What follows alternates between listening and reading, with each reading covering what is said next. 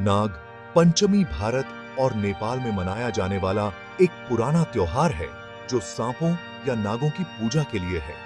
यह त्योहार मानसून के दौरान आता है जब सांप अपने बिलों से बाहर निकलते हैं।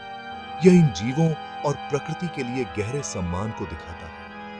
भक्त सांप की मूर्तियों को दूध, मिठाई और फूल चढ़ाते हैं और कुछ इलाकों में तो जीवित कोबरा की भी पूजा की जाती है।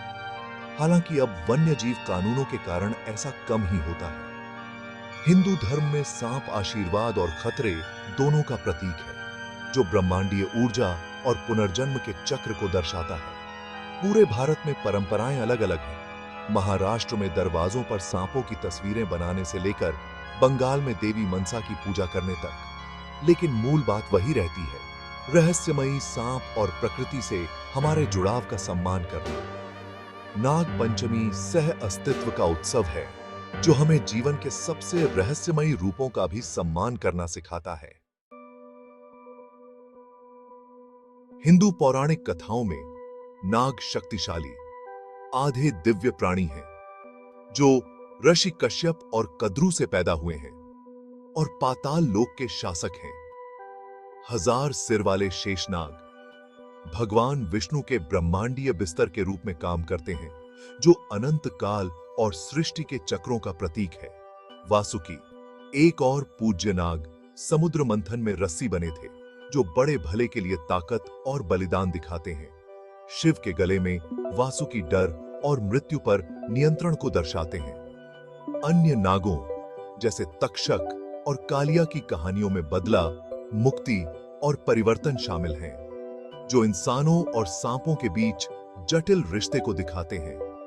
ये कहानियां नागों को शक्ति और ज्ञान के प्राणी के रूप में दिखाती हैं, बुराई नहीं बल्कि ब्रह्मांडीय व्यवस्था के लिए जरूरी।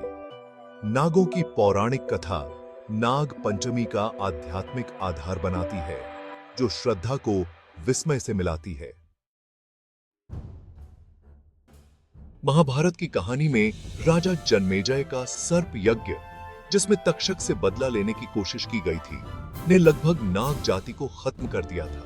ऋषि अस्तिक, जो एक इंसान और नाग के मिलन से पैदा हुए थे, ने अपनी समझदारी से बीच बचाव किया, यज्ञ को रोका और शांति स्थापित की। इसी पल की याद में नाग पंचमी मनाई जाती है। एक और कहानी बताती है कि कृष्ण ने यमुना में जहरीले कालिया को मारा नहीं, बल्कि उसे भगाकर काबू किया, जिससे विनाश की बजाय सुधार की सीख मिली। ये कहानियां सिर्फ मिथक नहीं है, वे दया, ज्ञान और पारिस्थितिक संतुलन का महत्व सिखाती हैं। इसलिए नाग पंचमी क्षमा की शक्ति और सभी जीवों के साथ सद्भाव में रहने के महत्व को याद करने का दिन है। इस त्योहार के रीति रिवाज इन सीखों में निहित हैं, जो डर को सम्मान में बदलते हैं। इन महाकाव्यों के माध्यम से नाग पंचमी धर्म और सह अस्तित्व का उत्सव बन जाती है।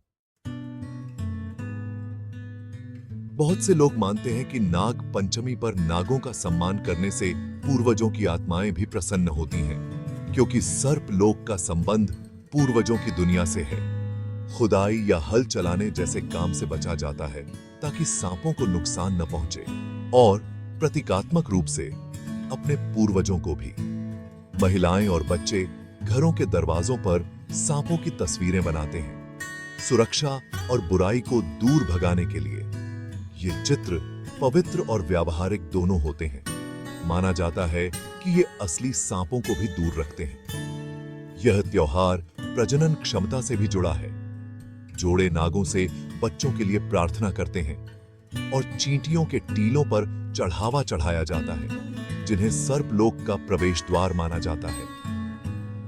नाग पंचमी के रीति रिवाज जीवन चक्रों और इंसानों, प्रकृति और ईश्वर के बीच अनदेखे संबंधों के प्रति गहरे सम्मान को दर्शाते हैं। नाग पंचमी की पूजा सरल फिर भी अर्थपूर्ण होती है। स्नान के बाद भक्त सांप की मूर्ति या चित्र स्थापित करते हैं, अक्सर लाल या पीले कपड़े पर, और कच्चा दूध, मुरमुरे, मिठाई और फूल चढ़ाते हैं। अगरबत्ती और दीपक जलाए जाते हैं, जिससे एक पवित्र स्थान बनता है।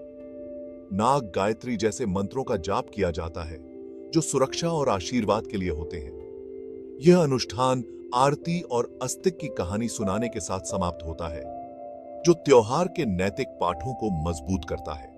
प्रसाद परिवार के साथ बांटा जाता है, जिससे आध्यात्मिक चक्र पूरा होता है। यह पूजा भक्ति का एक कार्य है जो प्रतिभागियों को परंपरा और प्राकृतिक दुनिया से जोड़ता है। कुछ वर्जनाएं, जैसे खुदाई से बचना और असली सांपों को गर्म दूध न देना, पारिस्थितिक बुद्धिमत्ता और करुणा दोनों को दर्शाती हैं। ज्योतिष के अनुसार नाग पंचमी को राहु और केतु के बुरे प्रभावों को शांत करने और काल सर्प दोष को कम करने वाला माना जाता है। संरक्षण का त्योहार का संदेश पहले से कहीं अधिक प्रासंगिक है, जो सांपों का सम्मान करने का आग्रह करता है, क्योंकि वे पारिस्थितिकी तंत्र के लिए महत्वपूर्ण हैं। सामुदायिक सभाएं, मेले और अनुष्ठान सामाजिक बंधनों को मजबूत करते हैं और सांस्कृतिक विरासत को आगे बढ़ाते हैं। नाग पंचमी केवल पूजा के बारे में नहीं है, बल्कि प्रकृति की रक्षा और एकता को बढ़ावा देने के बारे में है।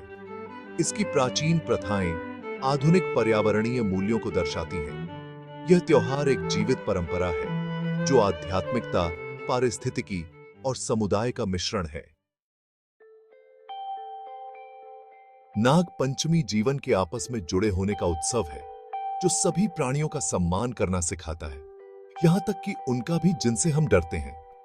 सांप प्रकृति की शक्ति और सद्भाव की आवश्यकता का प्रतीक है, न कि प्रभुत्व का।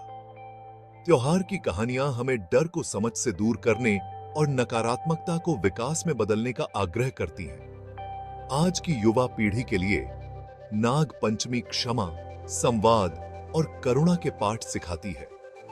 ऐसे मूल्य जिनकी एक बांटी हुई दुनिया में आवश्यकता है। यह हमें अप्रत्याशित में पवित्रता देखने और जीवन के जंगली, रहस्यमय पहलुओं का सम्मान करने की चुनौती देता है। जब हम जश्न मनाते हैं, तो आइए साहस, प्रकृति के प्रति सम्मान और उस एकता को अपनाएं जो सभी जीवित चीजों को जोड़ती है। नाग पंचमी का संदेश कालातीत है। श्रद्धा के साथ जियो, शांति को बढ़ावा दो और हर प्राणी में दिव्य चिंगारी को पहचानो।